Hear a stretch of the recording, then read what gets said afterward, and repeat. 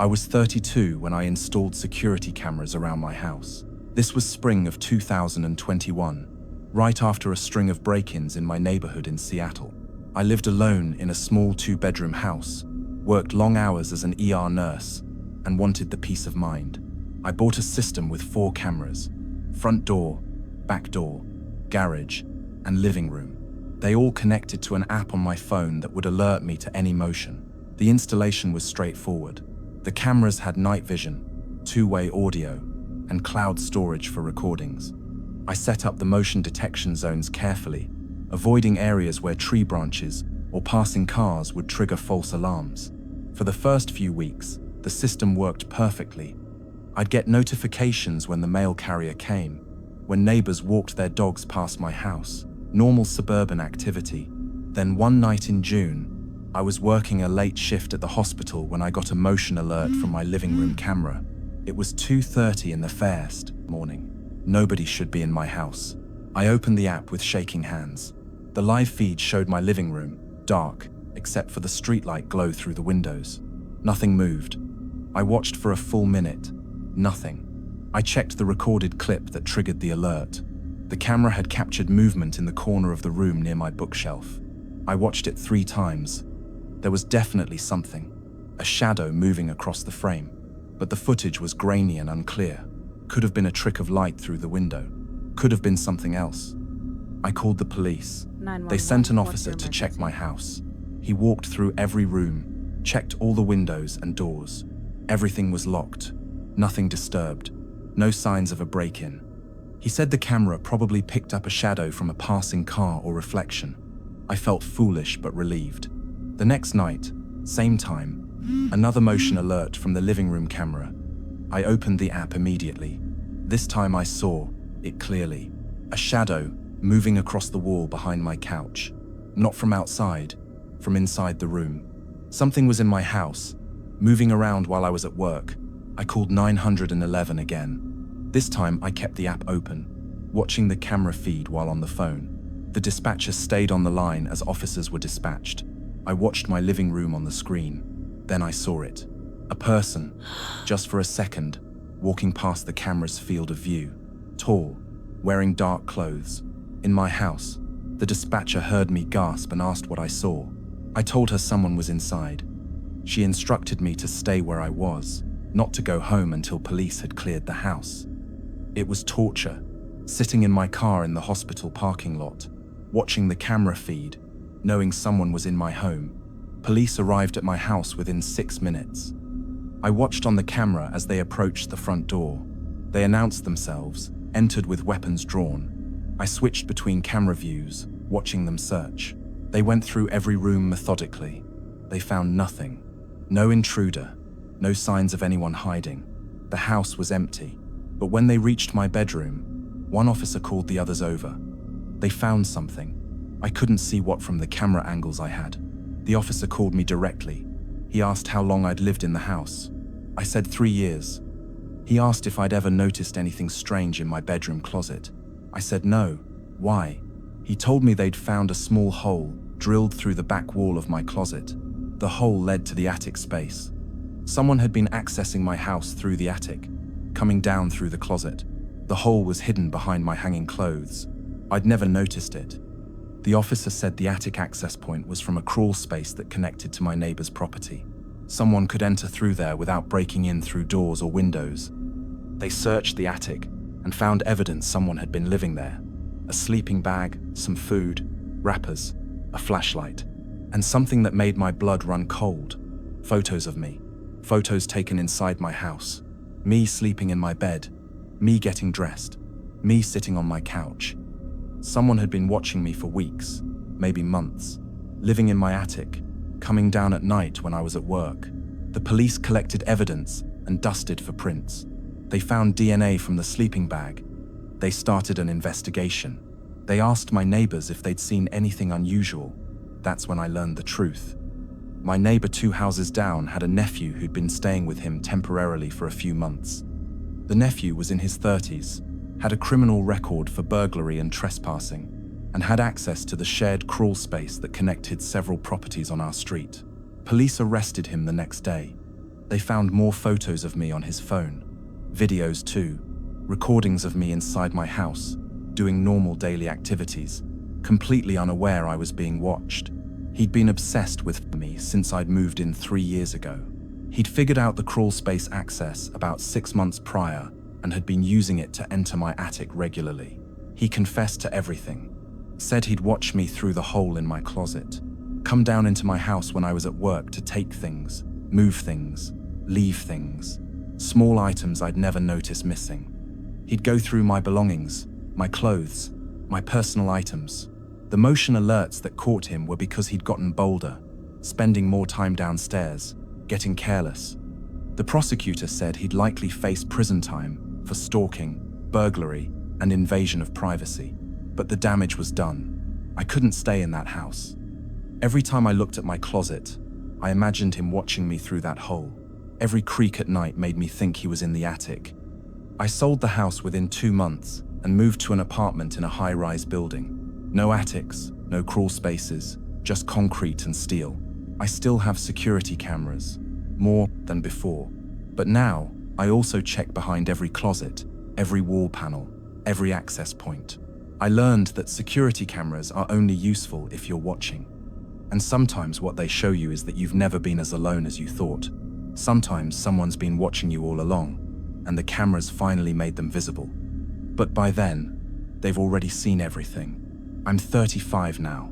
3 years have passed since I found out about the man in my attic. I still have nightmares about those photos he took. About sleeping in my bed while he watched from the darkness above. About all the moments I thought were private but weren't. The cameras saved me from whatever he was planning to do next. But they couldn't erase the months I'd already been his victim without knowing it. Some violations are permanent, even after the predator is caught. And sometimes seeing everything doesn't mean you're safe.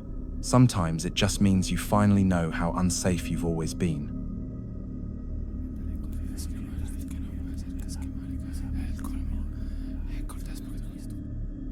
I was 29 and had just bought my first condo in Chicago.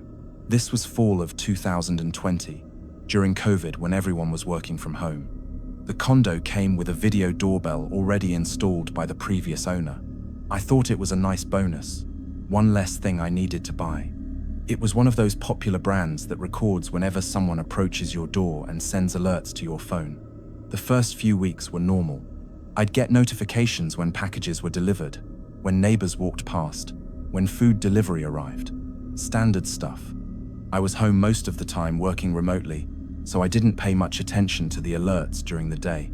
I'd just glance at the thumbnail to see if it was something I needed to deal with. Then in November, I started noticing something odd. I'd get motion alerts from the doorbell camera late at night, usually between 2 and 4 a.m. When I checked the footage, it would just show my empty hallway. No person, no animal, nothing that should have triggered the motion sensor. I figured it was a glitch, maybe shadows from someone's TV in a nearby unit causing motion detection. But it kept happening, multiple times a week, always in the middle of the night, always showing nothing but my empty doorway. I adjusted the motion sensitivity settings, thinking maybe it was too sensitive. The alerts continued. I checked the camera placement, made sure it was mounted correctly. Everything looked fine.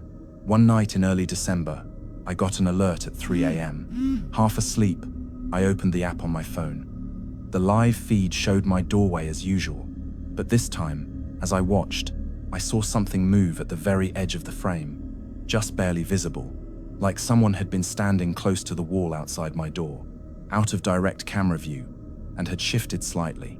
I sat up in bed, suddenly wide awake. I kept watching the live feed. Nothing moved for about 30 seconds. Then I saw it again. A hand, just fingertips really, reaching into the edge of the frame, touching my door. Someone was standing pressed against the wall next to my door, trying to stay out of camera view, but they'd moved slightly, and their hand had extended into the frame. My heart was pounding. Someone was outside my door at 3 in the morning. I called 911 as quietly as I could. The dispatcher asked if I could see the person. I said no, just their hand. They were staying out of camera view. She said police were on their way and to stay in my bedroom with the door locked. I kept watching the camera feed. The hand disappeared, For a few minutes, nothing. Then the door handle moved. Someone was trying my door. It was locked, but they were testing it, seeing if it would open. Slowly, carefully, like they didn't want to make noise. The police arrived about 8 minutes later. I watched on the camera as they approached. As soon as the person outside my door heard the elevator ding and saw the officers coming down the hall, they ran. The camera caught just a glimpse, a figure in dark clothes sprinting past the frame toward the stairwell exit. The officers chased, but the person got away. They took my statement and reviewed the doorbell footage from the past weeks. That's when we discovered something disturbing. When they slowed down the footage and adjusted the brightness, you could see a shadow in almost every single nighttime alert. Someone had been coming to my door repeatedly for weeks, standing outside it in the dead of night, pressed against the wall to avoid the camera, just waiting, testing my door handle, listening. The police said this was likely someone testing multiple units in the building, looking for unlocked doors or predictable patterns. The doorbell camera had actually been doing its job by detecting motion, but because the person stayed out of direct view, I'd been dismissing the alerts as false positives. They could have been there every single time, and I'd been ignoring it. But then they found something else. When they looked at the footage from the first week I'd moved in, there was clear footage of the previous owner's face as she was moving out, saying goodbye to the camera. And in several of the nighttime visitor clips from the past month, the police were able to enhance the brief moment when the person fled from them. It was the same person. The previous owner had been coming back to my condo in the middle of the night. We called her. At first, she denied it. Then, confronted with the footage, she broke down and admitted it. She said she'd had second thoughts about selling. She was going through a difficult divorce, and the condo represented better times in her life. She'd kept a copy of her key, thinking she'd just come by sometimes to see the place, to feel close to the memories. She said she never intended to break in. She just liked standing outside the door, remembering living there. But that didn't explain why she'd been testing the door handle. The police pressed her on that.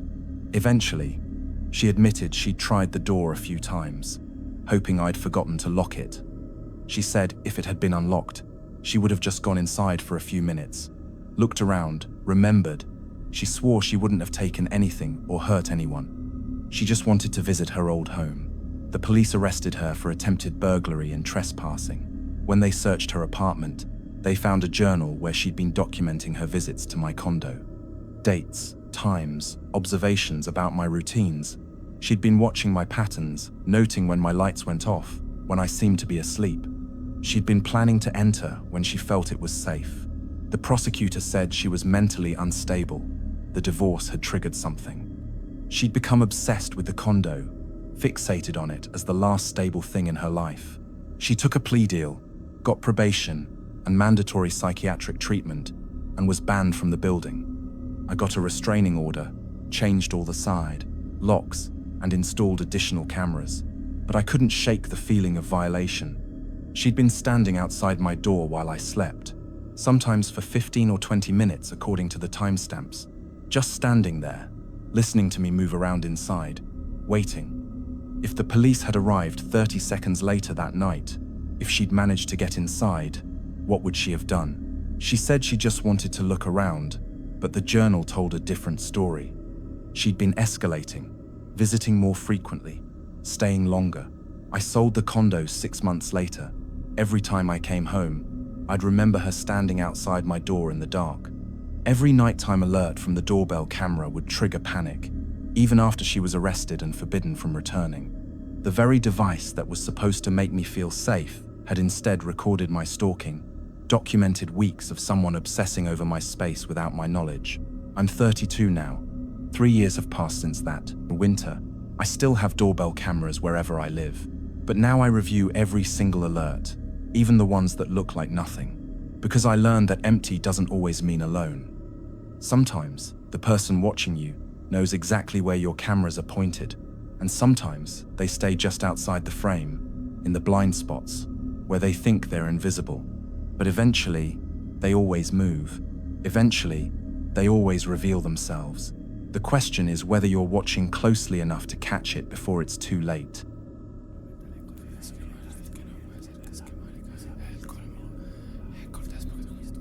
I was 34 when my daughter Emma was born. This was winter of 2022, and my wife Sarah and I were first-time parents, nervous about everything.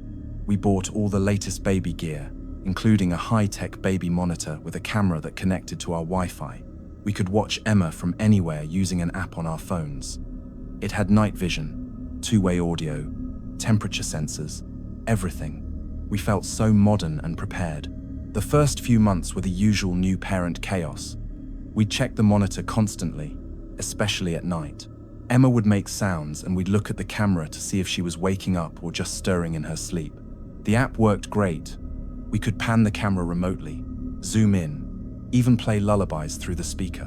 When Emma was about 4 months old, something strange happened. I was working in my home office while Sarah was out with Emma at a doctor's appointment.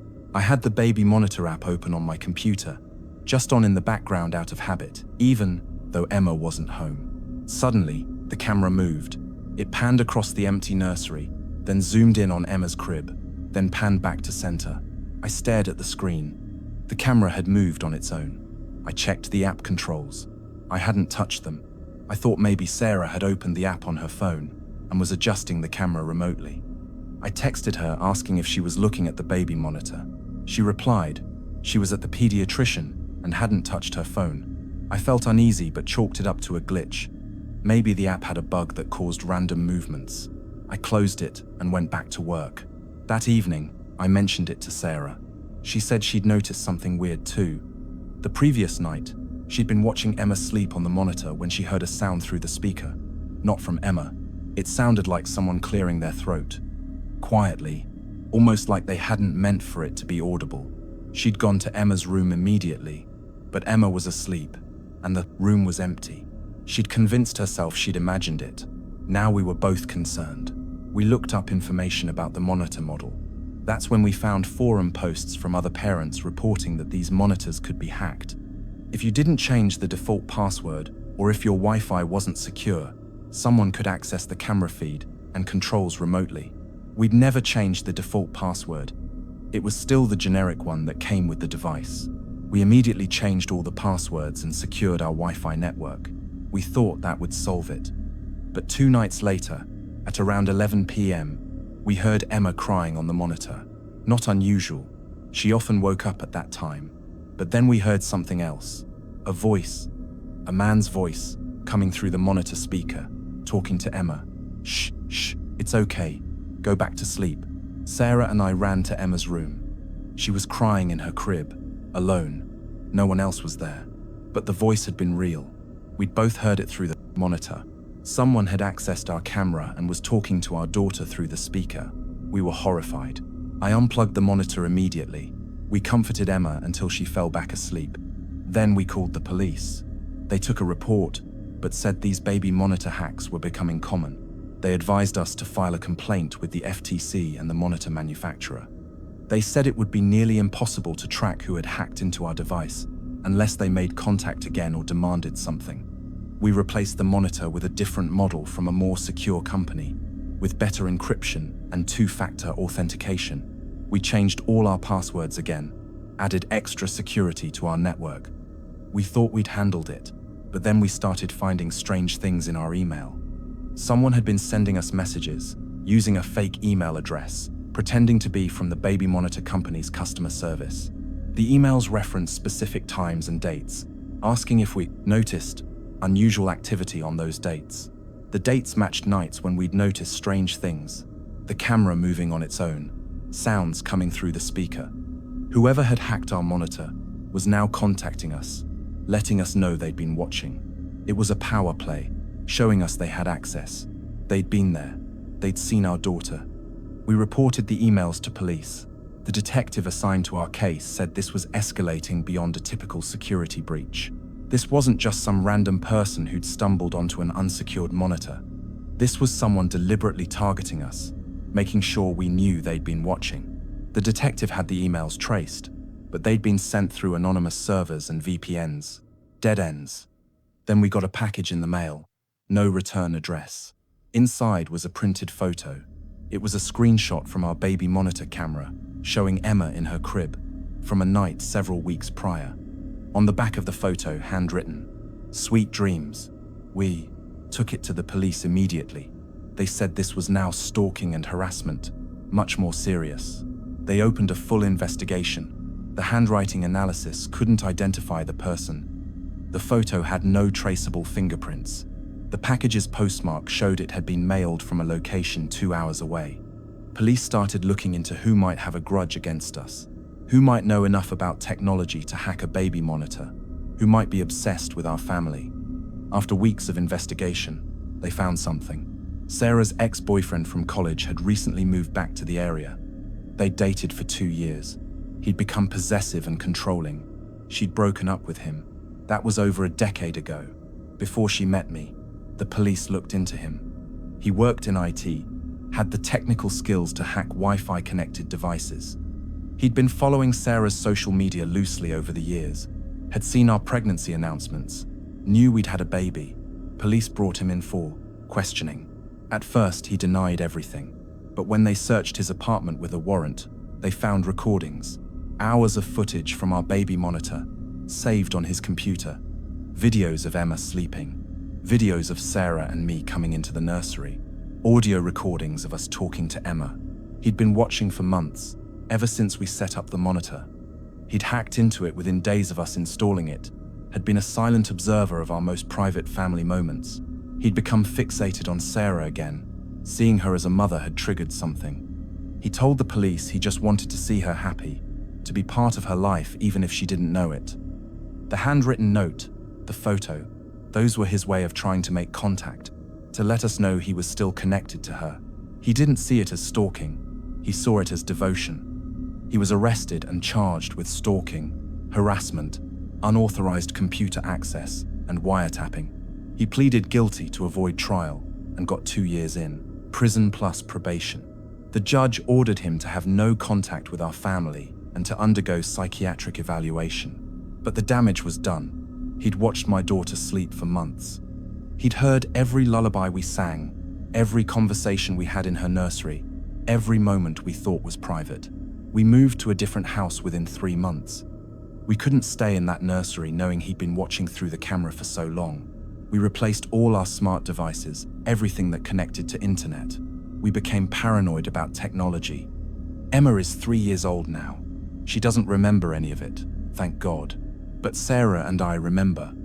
Every time we hear a baby monitor, every time we see a camera, we remember that someone was watching our most vulnerable moments without us knowing.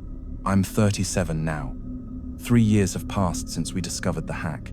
We still have security cameras in our new house, but they're professional grade, heavily encrypted, monitored by a security company. We check them obsessively because we learned that the devices meant to protect your family can also be the windows through which predators watch. And sometimes, the person watching isn't a stranger. Sometimes, it's someone who thinks they have a right to be part of your life, who can't accept that they've been left behind. And sometimes, by the time you discover they've been watching, they've already seen everything, and that violation never really goes away. You just learn to live with knowing it happened, and hope they never come back.